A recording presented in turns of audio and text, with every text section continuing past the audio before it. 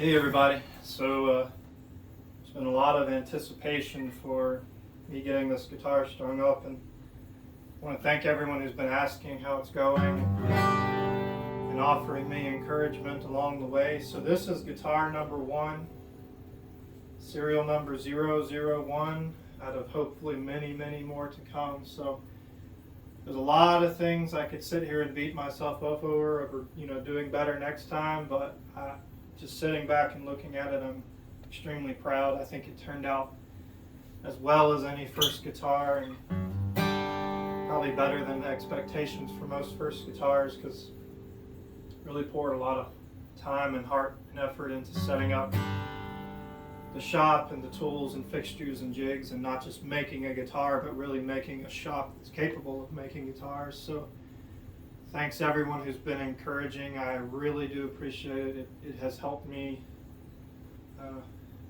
develop the patience needed to make this first guitar. I think I have somewhere around 800, 900, maybe even up to 1,000 hours in this first build. It's been about a year and a month, so about 13 months to build this first one. Not all that time has been dedicated to the guitar. It's been mostly building the shop you see around me, the tools, the fixtures, procuring the machinery and tuning it up and getting everything set up. It's been a long road, but guitar number 1 is done, and I kind of wanted to introduce the sound of it. I wasn't really sure what I would get, but I knew what I wanted. I picked the Slope Shoulder Dreadnought because of its volume.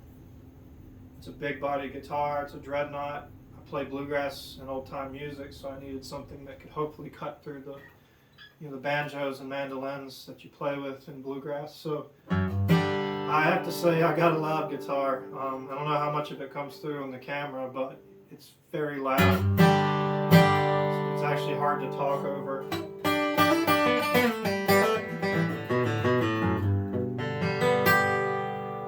Going to cut through the sound of a banjo, we'll see, but it's got a better chance than any other guitar I own.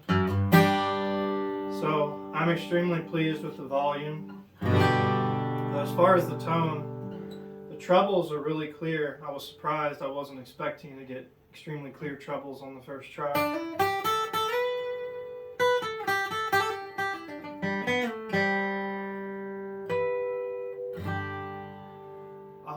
I could not be more pleased with the treble I'm getting.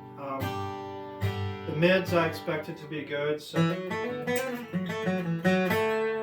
pretty loud mids, but I think most of my guitars have pretty loud mid-range. The bass, I'd have to say it's not as deep and booming as an old vintage Martin, which is what most bluegrass players want. It's very close, but I have to say it's clearer than I have my 1960s Martin with Brazilian rosewood back, which has a really good bass. I have to say this guitar is close, but it's clearer. The bass isn't as muddy. So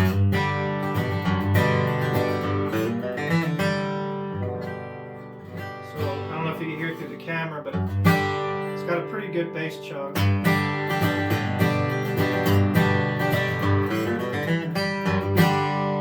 Definitely sounds good. It's a little more clear than a Martin, but maybe not as loud. And so I don't know if I want that. The sound it's giving me I'm really liking, so I really have to figure out where to go from here. I definitely did some things right. I did some things wrong, and taking notes, and I'm going to do the next one better. But overall, here's number 1.